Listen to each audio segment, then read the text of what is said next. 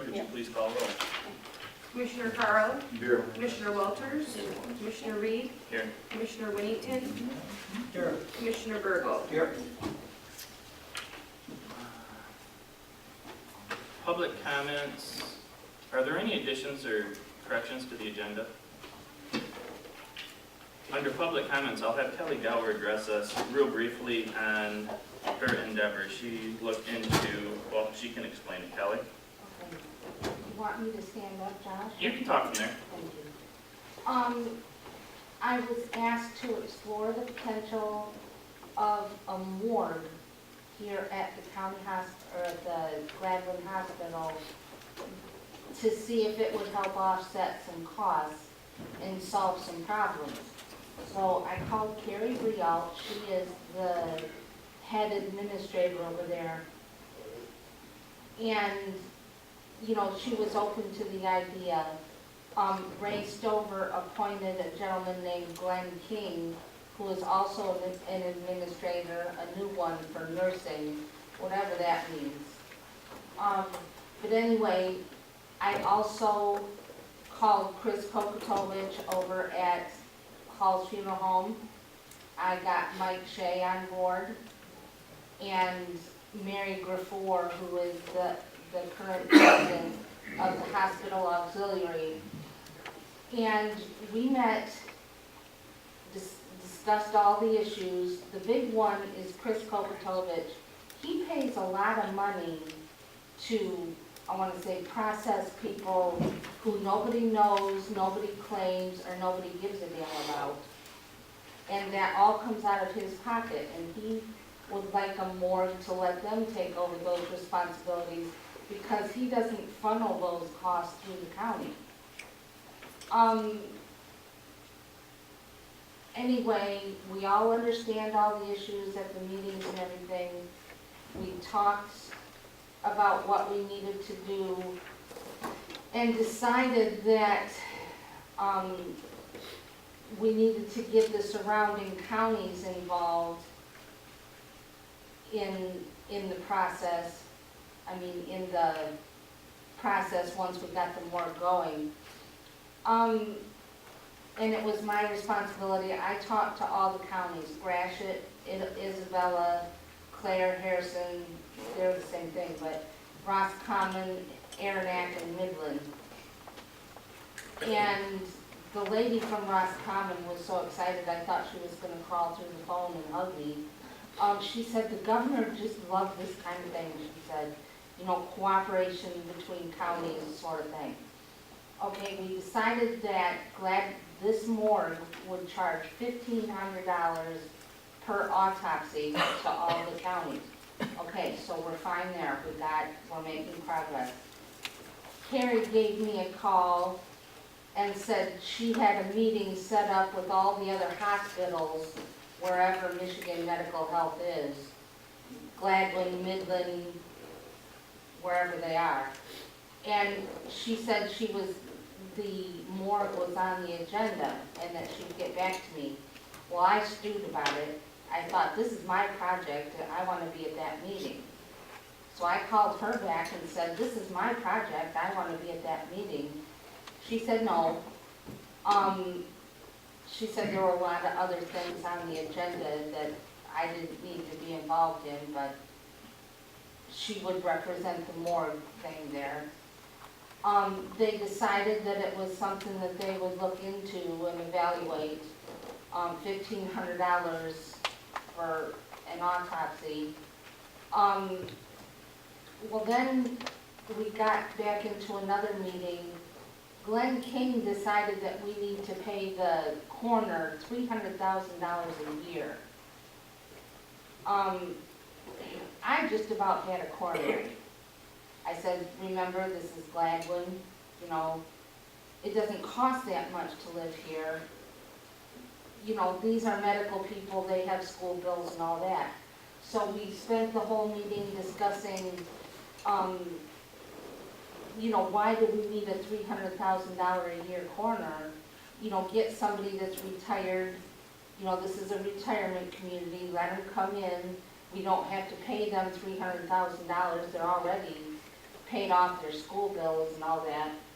I don't know what happened with that idea because we all talked about it and was agreed upon, we'll get somebody retired to come back here.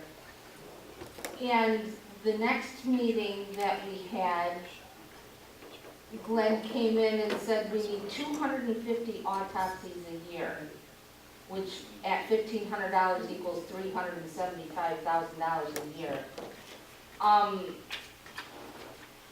I just explained, I've talked to all the counties, the one, they're willing to use us versus the hospitals that they're using, to help save them costs too. There's no way in the world we're gonna get 250 autopsies. I mean, Mike can't generate that much crime. So we're gonna have to tone it down a little bit, maybe not pay your damn coroner $300,000. Kelly, real quick though, is that not a shared cost? Like if there's several counties in, and the hospital's charging each of those counties $1,500 an autopsy, that should more than cover the $300,000, right? That covers the $375,000. I mean, 250 autopsies at $1,500 is $375,000. They pay for their autopsies, that's money coming in that's gonna pay for that $300,000 guy. But we don't need a $300,000 guy. This last meeting, we got a lady that came in that was working with us to set up the lab that we needed.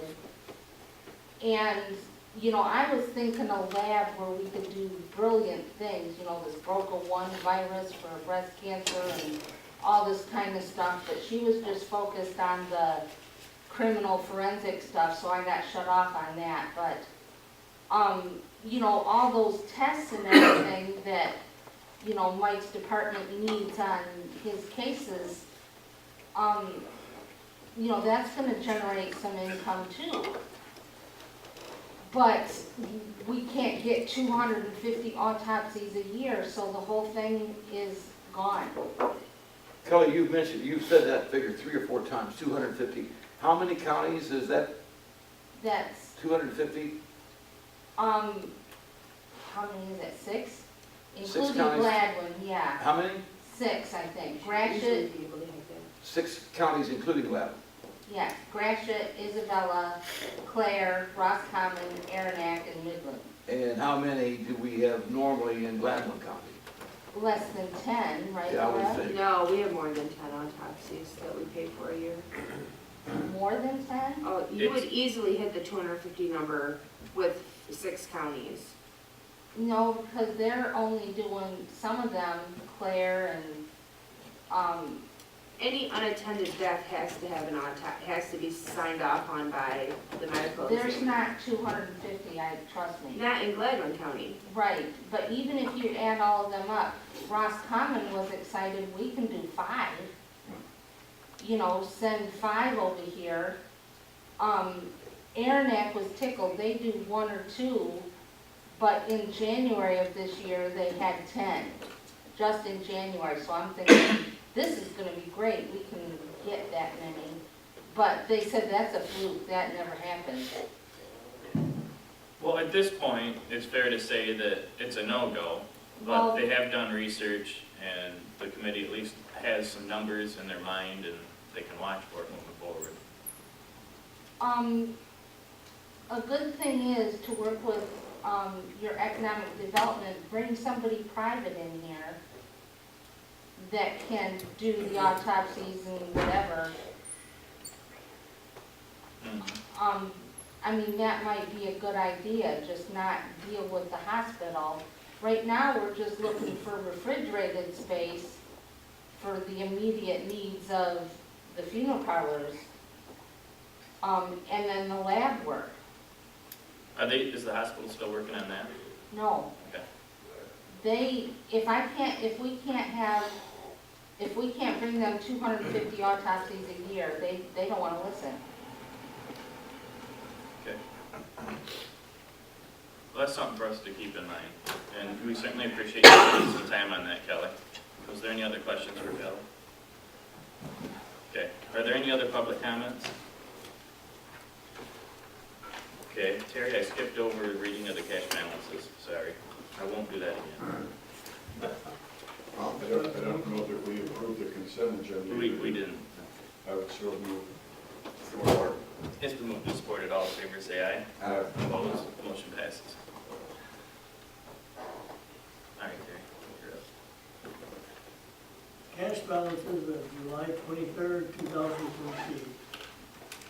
Advance from 516 UT, $655,000. Advance from 239 GM, $350,000. Advance from 16 E911, $725,000. Total general fund cash before the bills is $31,050.67. Thank you.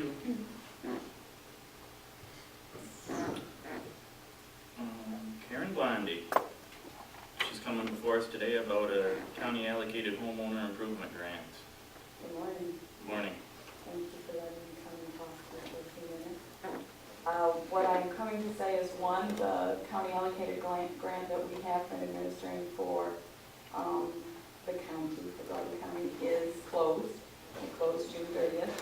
Unfortunately, we closed it with a balance of $35,000, so they will recapture that. They won't. We had one extension because it was supposed to be closed in December.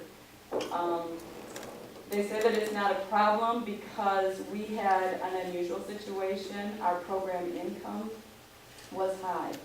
For the two and a half year grant, we received over $160,000 in program income. Do you all know what program income is, or should I explain that? You might want to explain it. Okay. How it's set up is all of these projects that we have done with the grants, they need to be paid back, and the homeowner's income is how it's determined how it is paid back. You have anywhere from a 0 to a 3% income, or interest rate loan. If someone is at 40% area median income or lower, they're we refer to as a deferred status. No payments are required. I try to encourage it, but they're not required. But at the time, they no longer live in the home, sell the home, pass away, whatever, choose to get a different home and rent it, for whatever reason that they no longer live in the home, then that debt has to be paid back, the entire debt. Well, we had a tremendous amount of paybacks, which is a good problem. Normally, we don't see that. But as one of the stipulations with the grant, if you have more than $5,000 in your program income, you can't touch the grant. You have to spend that dollars now. We had some difficulties being able to get qualified applicants. There are certain stipulations we have to meet. They have to have their property taxes paid up. They have to have homeowners insurance. It cannot be beyond the means of what we can do. The most we can put in a project is $35,000. We try to find matching dollars, but sometimes that's hard because all of those programs are getting cut as well. A lot of the people that are coming to us, they're in worse situations than just, I need my home fixed. I can't do these kind of things, as far as keeping homeowners insurance or taxes or whatever. So that's been a bit of a challenge. We have been advertising, I don't know if any of you have seen them, but we've had full-page ads in the buyer's guide. I do mailers. We have great resources between, the health department refers a lot of people to me. They see a lot of wells needed, drain fields, things like that. They'll refer a lot of people to me. Department of Human Services, Mid-Michigan Community Action Agencies. Shoot, I even have well drillers and excavators sending them my way, contractors. So we get people coming in and we're processing applications constantly, but getting them qualified is a new challenge. So we're working through that. But anyhow, MSHDA has said not a problem with capturing those dollars, apply for a new grant. So that's what I'm here today, just to ask if you would like me to apply for a new grant. Of course, I'll have to come back with public hearing and all that kind of stuff once I get started. And the reason why I say ask is we have a little over $45,000 sitting in program income. If we don't ask for a new grant, Mishta will recapture those funds as well. And that means no dollars will be spent on homeowner rehabs for the low income in Gladwin County. Because the new thing that they have done, it used to be program income, you could just keep working along through it, you reported it through a certain software to Mishta. Now Mishta is requiring that you have an active grant, and those dollars have to be filtered through that grant, the program income dollars. So $100 of the grant goes to the project, and the balance of your program income is added to it. Then once you're below $5,000, you can go back to just spending out of that grant to whomever qualifies. And I know I just threw a lot at you, and I'm sure it sounds very confusing, but if you have any questions, I'll try and clarify it better. I don't know what the ratio is anymore. At one point, there's a pretty detailed report of just the demographics of who was actually utilizing that program. And I do have that. I try to keep that going. Do you know, has it changed much? Before, it seemed like it was probably almost 50-50, low-income families with kids trying to find work, trashy house, no windows, well, drain field, or you would have an elderly where one of their spouses passes away, they've got this house that needs work, they can't afford to repair it, the roof's leaking. So in my mind, it's not only beneficial for those type of families, but that federal money that they front, they end up getting back at some point somehow. I don't know how much of that actually gets turned back into the USDA, but in this case, when you actually have a fund balance at the end, then the feds are saying, we're not giving you no more till you spend those down. That makes sense. So it's not, you know, a tremendous outreach of the federal government, really, so. I don't think there's a question, but go ahead and do that. The dollars do stay here as long as we can get the projects to fit. Right.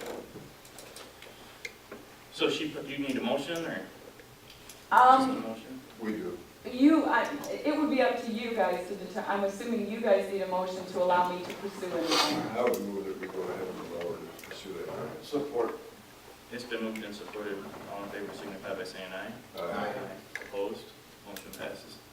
Get Thank to you. work. I have to go to another one, rental rehab. We have our walkthrough today. Oh. At the building. Thank you very much. Thank you, Karen.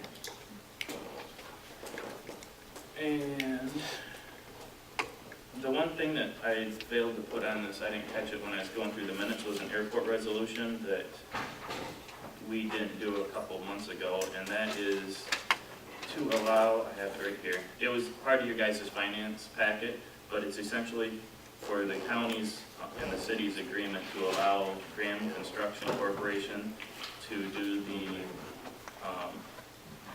hangar, or whatever you want to call it, building at the airport.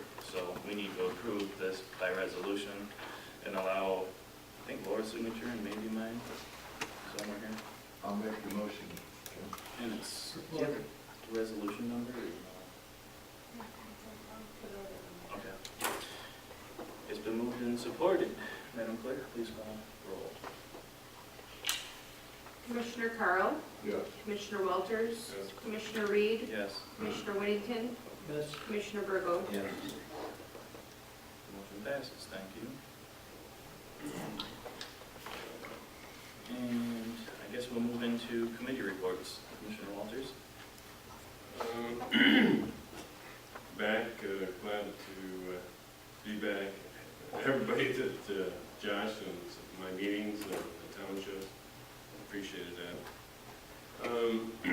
15th Gladwin City, and they talked about the grant. She just left. One development for uptown Gladwin City. 17th, Lake Improvement Board, Contos, Pratt Lake, Wiggins Lake. 18th, FEMA meeting. Bob said that everything was sent in, that we were just waiting for a response from Chicago on what's going to happen, so if they were going to accept it or not. And veterans, I named those, Lee A. Barnell, excuse me, Vietnam, Charlie N. Case, World War II, Tobacco Township, Paul Joseph Brubaker, Ralph Township, World War II, William H. Ordway, Korea and Vietnam. Robert Sorrento, Secord Township, Korea. Leonard Leslie Brubaker, Barker, Billings Township, Korea. Andrew Pazzelli Jr., Vietnam, Hay Township. Charles Russell Thorpe, Vietnam, Tobacco Township. Kenneth Lee Caswell, Korea, Lavin City. Frank Robert White, World War II, Tobacco Township. Jamie Clark Sr., Vietnam, Hay Township. And that's all I have. Excuse me, Terry, excuse me, please, are those the names of people who have died recently, or is this in memory of? Depends on when they get the records into the veterans. Some of them might be a couple months ago. Commissioner Carroll. Thank you. Attended the township board meetings this past month. There's different issues that came up from the townships. One was a hot topic was the letter from EDC asking for donations.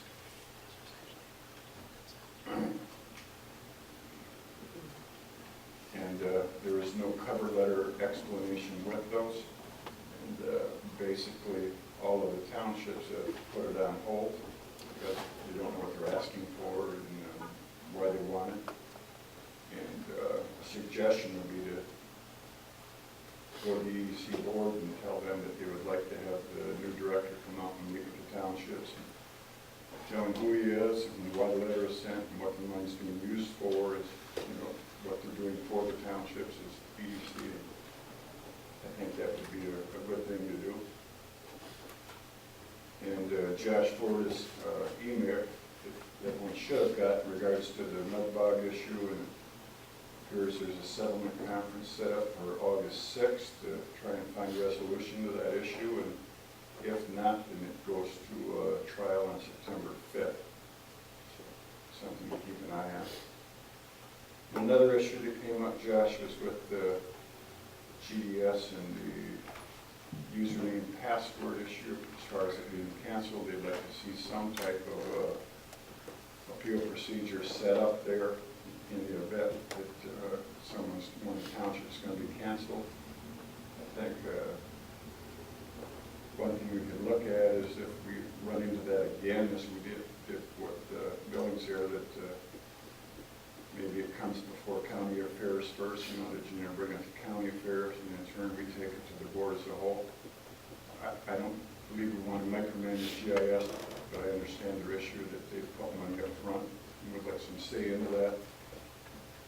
So something for the board to consider. Well, we need to put something, and we can have Doug work maybe on some language which would affect number 4 that they're concerned about, and that just makes sense anyways, because essentially that's what we had to do. Well, I'm not so worried about one individual township, but all of them. Right. We have a consistent process there for them to appeal. If we'd like to. We'll have that worked on, and then we'll Similar bring to it. what we've done, you know, maybe not on the same scale as what we've done with FEMA, because we are elected representatives of the townships, but something to consider. Do you want us to vote on that afterwards, or? Yeah, we could have Doug, Put something together and bring it back. yeah, for the next meeting. Maybe bring it back to county affairs before it goes to the board. Okay, we can get to.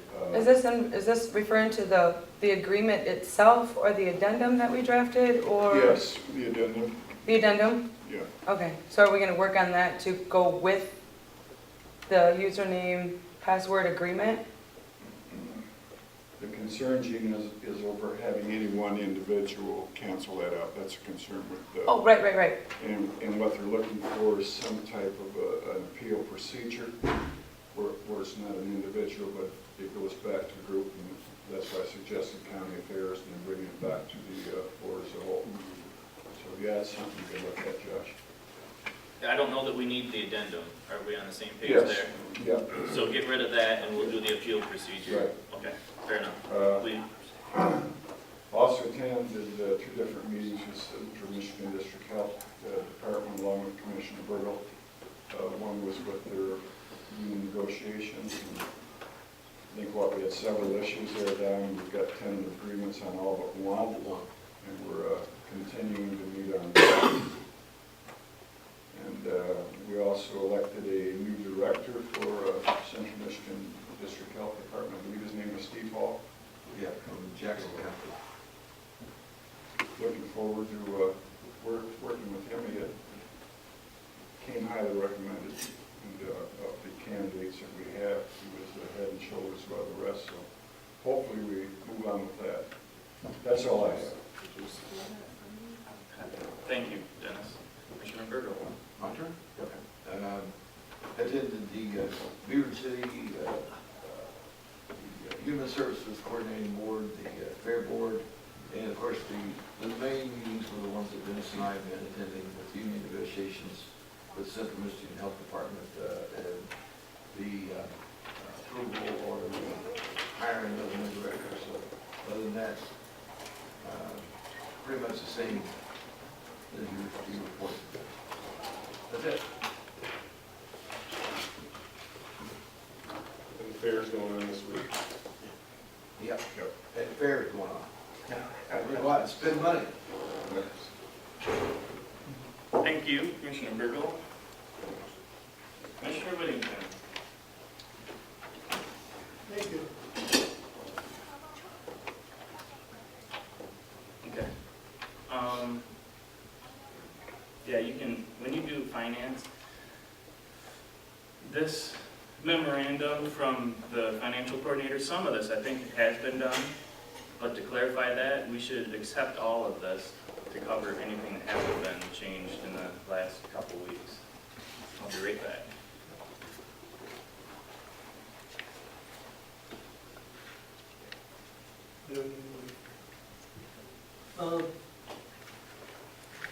One thing I want to touch upon, Commissioner Carl brought up at one of his meetings, the same thing that Secord Township brought up to me, and that had to do with the EDC, the letter that they got. And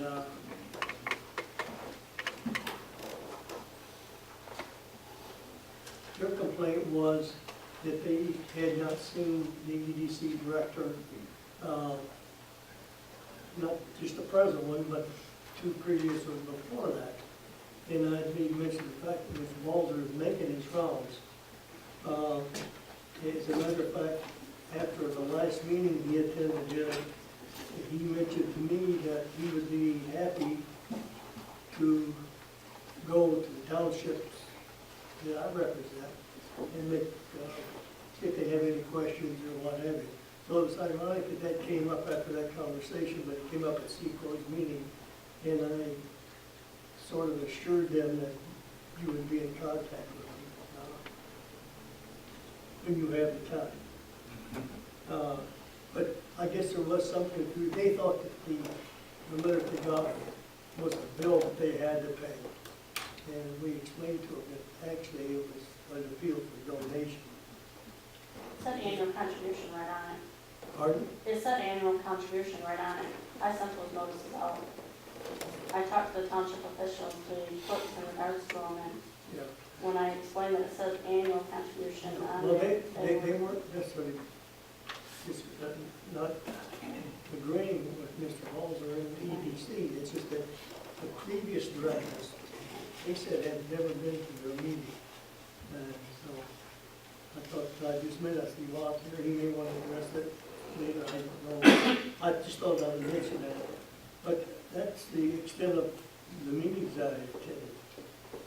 We moved into the finance matters, actually handled this memorandum, budget amendments that Mr. Hammerlock presented. I don't know if you want me to read these all over, you all have them in front of you. I guess I could read them all for the public. Budget amendment number 1, 2012 outlay paid for but asset not delivered until 2013. 101-900-970-215, clerk capital outlay. Debit $20,600. Cumulative effect was $133,214. Budget amendment number 2, actual cost of 2013 Ford Police Interceptor sedan with all-wheel drive.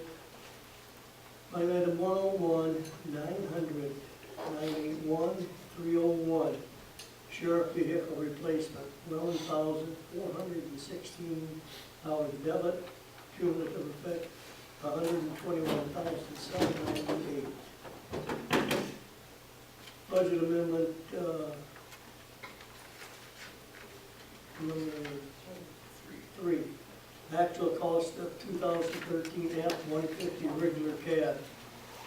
Line item 101-900-981-430, animal shelter vehicle replacement, $9,021, for cumulative effect of $112,777. Budget amendment number 4, increase appropriation to child care probate care. Line item 101-965-998-292, child care probate care. Debit $10,000, cumulative effect of $102,777. Budget amendment number 5. Transition of inmate meals employees to contracted services. Line 101-355-706-001, $21,129. Line item 101-355-706-002, $31,275. 101-355-706-004, $1,000. 101-355-720-000, $19,224. And last but not least is 101-355-807-000, $77,628. For a cumulative effect of $102,777.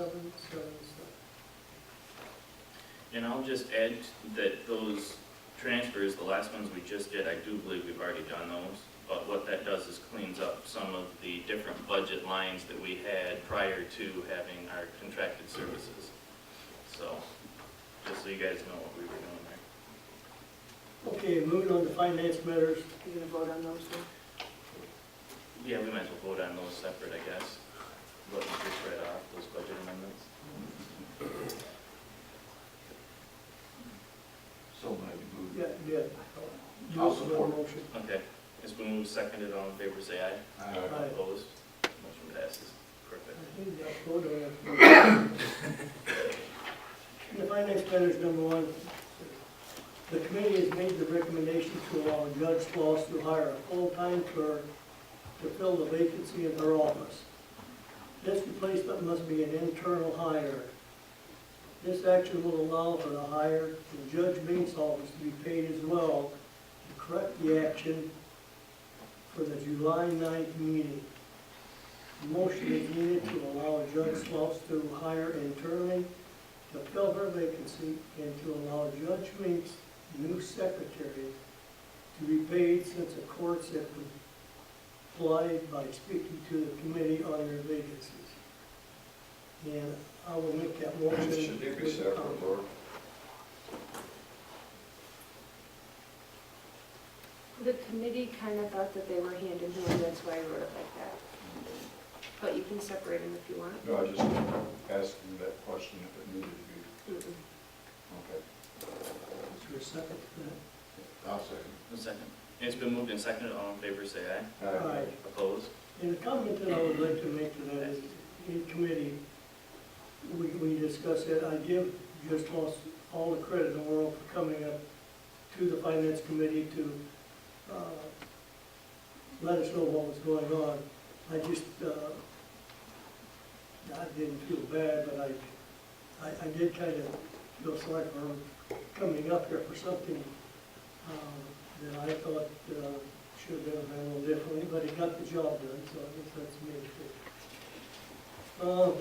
Number 2, the 911 director has requested the following training for various dispatchers. 3 dispatchers to handling methamphetamine calls on August 27th in Alpena. Cost is $525 for the registration and $155.40 for lodging.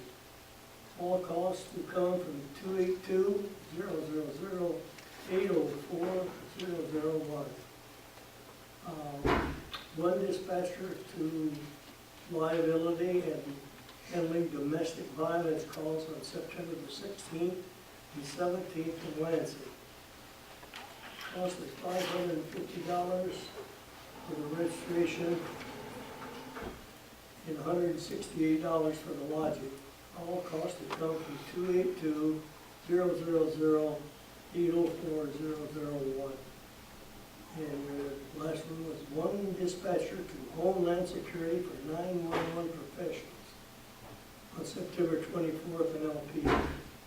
Cost is $175 for the registration and $77.70 for lodging. All costs to come from 282-000-804-001.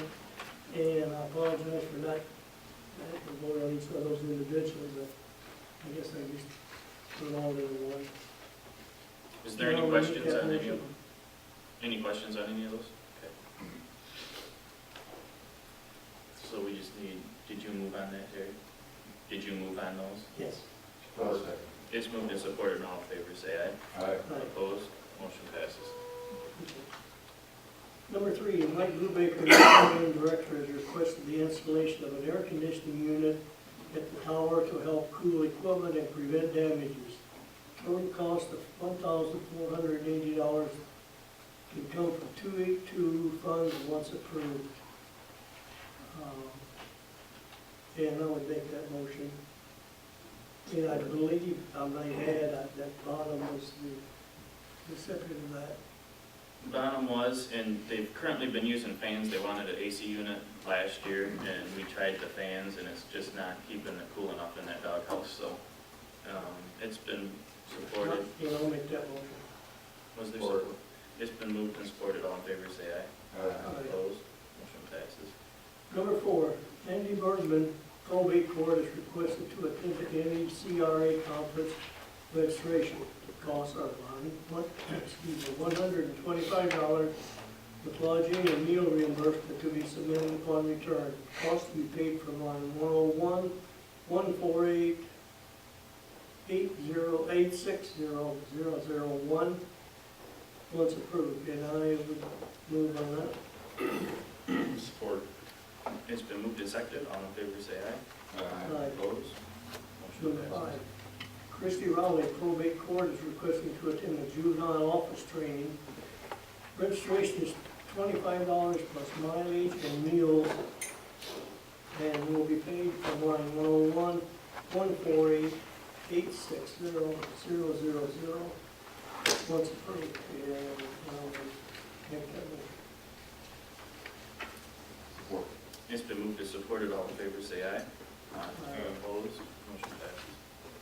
Number 6, Matt McCartney, jail administrator, asked to attend a corrections jail manager's course in Gaylord from August 5th to the 9th.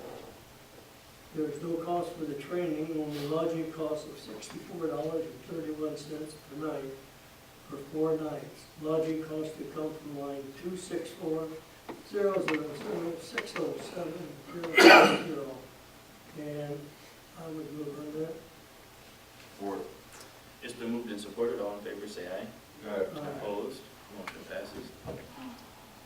Number 7, Ann Manning, Register of Deeds, is requested to attend conference on Mackinac Island on September 8th through the 11th. Costs are as listed. Registration $175, ferry ticket $18, mileage $136. Total cost to be paid from line 101-236 860000. And I would make that motion. Support. It's been moved and supported, all in favor say aye. Aye. Opposed? Motion Last passes. but not least, the airport has entered into a contract with Sabine County for the construction of equipment building at the airport. The board has already authorized the chairman to sign the contracts upon presentation. Chairman has now signed the contract, and the board needs to adopt a resolution in support of the contract. And I would offer that resolution. Did we do that earlier? Yeah, we did that earlier. I didn't realize that Laura put it on the bottom. Sorry. Josh, I might, I missed one. And he was recommending we do that as a committee of the whole, so, okay, 2 o'clock, conversation. 2 o'clock. Okay. Anybody else need this room on that day, since I overbooked this for Thursday? On the 8th. Fair enough. I just wanted to mention a reminder that we have that committee meeting of the whole, and that's starting at, I believe, 9:30 Thursday. It's going to start with the department heads, then we'll roll right into the unions, and at 10 o'clock, there's 911 in here, which will never be done, so hopefully 911 can fit in our back room. And after our meeting with the unions, directly after, then we're rolling into finance to talk to the sheriff about some of this stuff going on next door. And we are in the process of scheduling a county affairs meeting for a local issue here. Did you want to try to do that at noon Wednesday?